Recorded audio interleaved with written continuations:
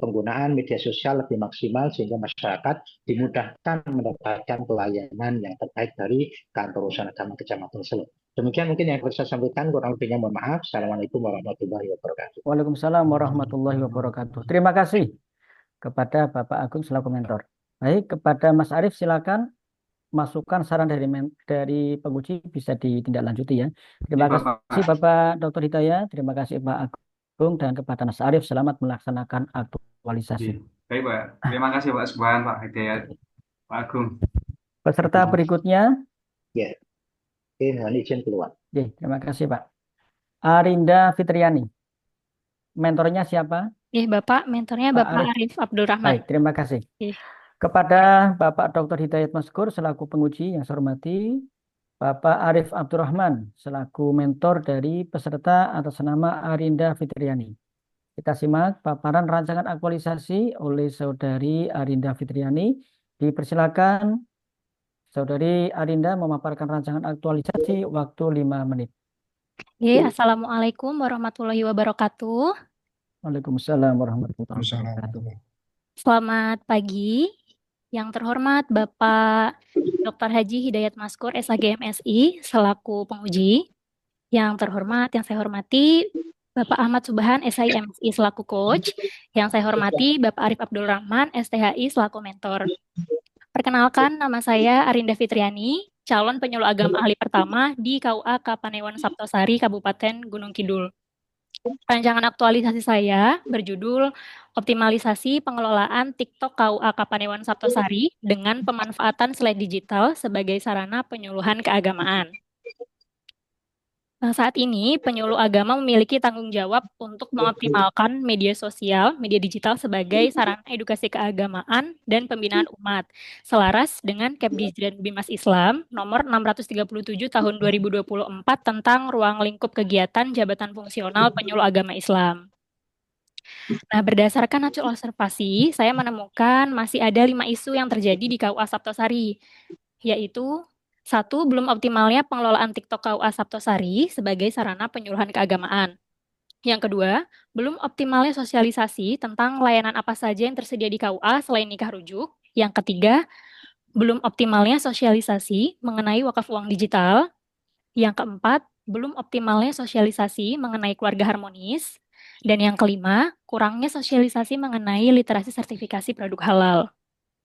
Nah, isu-isu tersebut kemudian ditapis menggunakan metode APKL dan didapati 3 isu teratas, yakni belum optimalnya pengelolaan TikTok KUA Saptosari sebagai sarana penyuluhan keagamaan, kemudian belum optimalnya sosialisasi tentang layanan apa saja yang tersedia di KUA selain pendaftaran nikah rujuk, kemudian yang ketiga, belum optimalnya sosialisasi mengenai wakaf uang digital. Nah, dari ketiga isu tersebut, lalu ditapis kembali menggunakan metode USG dan berdasarkan konsultasi dengan mentor, maka didapati yang menjadi isu utama adalah belum optimalnya pengelolaan TikTok KUA Saptosari sebagai sarana penyuluhan keagamaan. Untuk mengatasi isu-isu tersebut, saya memiliki gagasan kreatif, yaitu optimalisasi pengelolaan TikTok KUA Kapanewon Saptosari melalui pemanfaatan slide digital sebagai sarana penyuluhan keagamaan, yang di dalamnya terdapat 6 kegiatan, yakni perencanaan kegiatan, rancangan kegiatan, pembuatan konten slide digital, kemudian publikasi konten di TikTok, lalu penyusunan guideline book pembuatan konten, serta evaluasi kegiatan dan laporan aktualisasi. Pada kegiatan pertama, memiliki 3 tahapan kegiatan, yakni konsultasi dengan mentor, kemudian menentukan kegiatan untuk optimalisasi pengelolaan akun TikTok untuk pilihan keagamaan, lalu membuat rencana kegiatan yang akan dilakukan selama aktualisasi.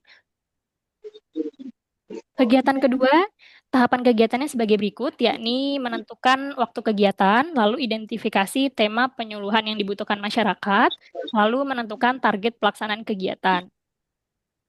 Adapun kegiatan ketiga, yakni pembuatan konten slide digital, ini menggunakan aplikasi Canva. Tahapan kegiatannya adalah menentukan tema untuk isi konten dan desain slide digital, kemudian membuat slide digital dengan tema yang telah ditentukan, lalu evaluasi desain slide digital dan isi konten.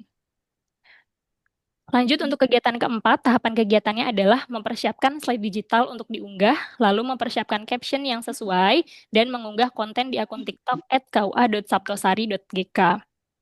Adapun kegiatan kelima, yakni penyusunan guideline book pembuatan konten. Dengan tahapan kegiatan, satu, mencari referensi format yang menarik, lalu merancang isi untuk guideline book, kemudian membuat guideline book, lalu evaluasi isi guideline book, dan membagikan guideline book kepada penyuluh agama Islam KUA Sabtosari.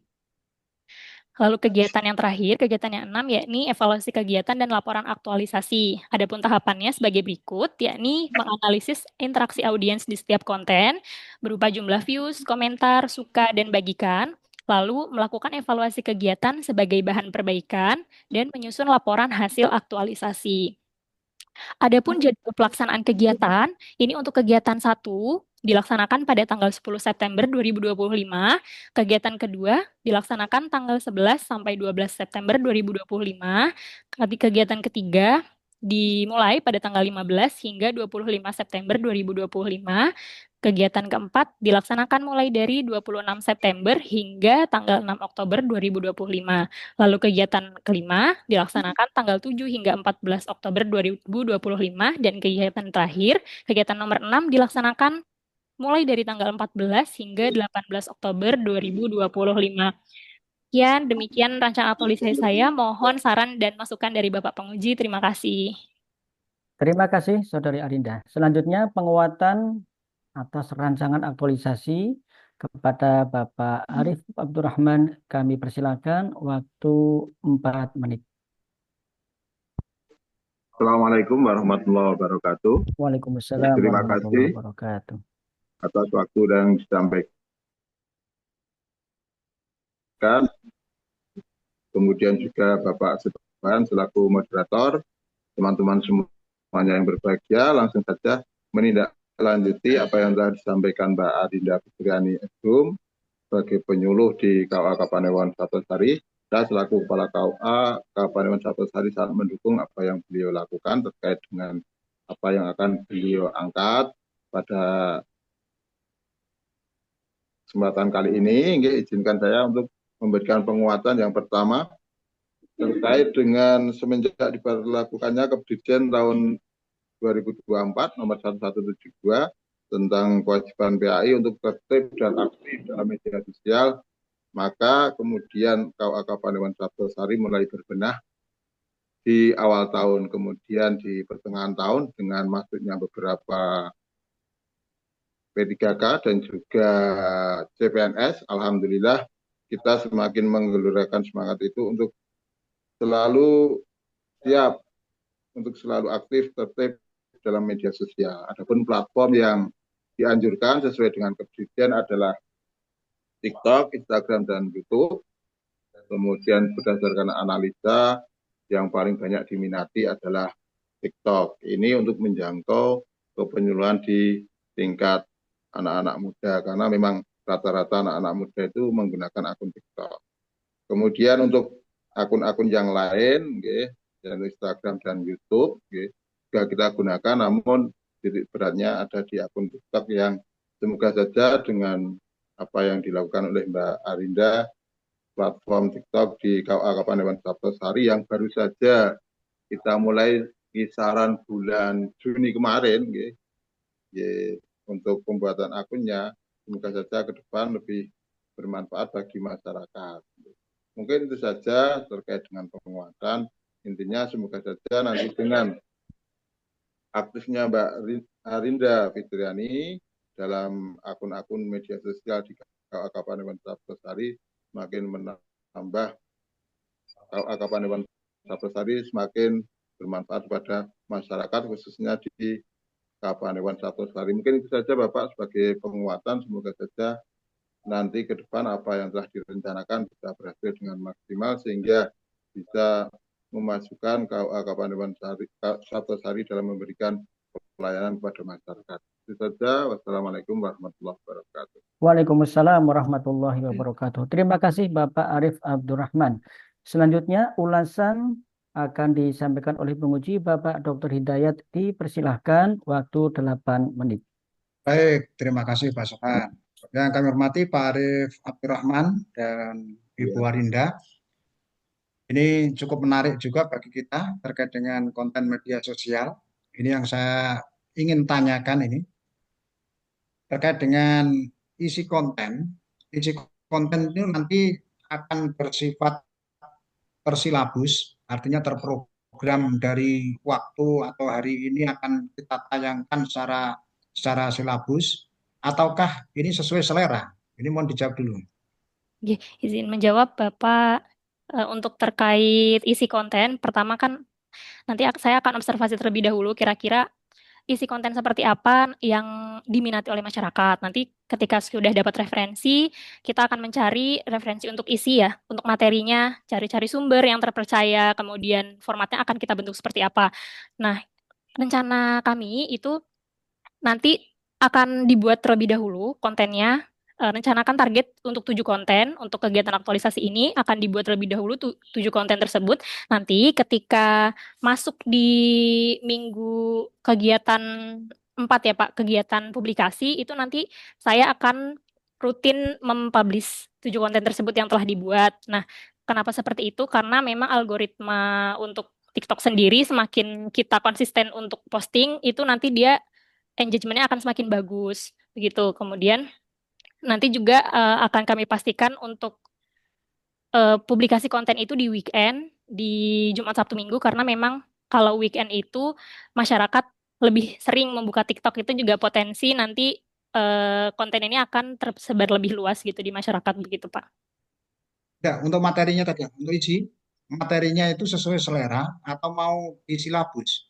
Artinya silabus ini karena kita tidak lepas dari konten kegiatan di KUA, ini apakah akan hanya menampilkan tentang pernikahan dari satu pernikahan ke pernikahan atau mau menampilkan kegiatan yang seperti apa. Ini kan isinya butuh. Kalau memang kita tuh berbicara tentang agama, tentu kan ada silabusnya. Om, ini saya membuat konten mau saya mulai dari wudhu, katakan dari wudhu, besok sholat, besok apa ya.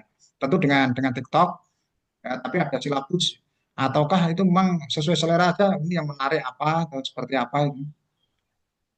Untuk isi konten materinya ini akan diusahakan runtut sesuai silabus karena ini kan TikTok KUA.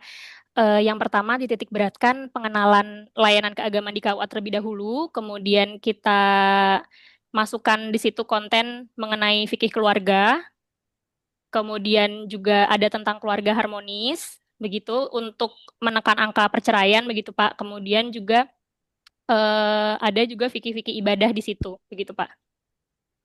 Baik, terima kasih. Jadi nanti kita tunggu hasilnya ya, seperti apa. Nanti kita coba lihat memang menarik untuk bisa menjadi bahan ke depan. Matur nuwun, Pak Sukman.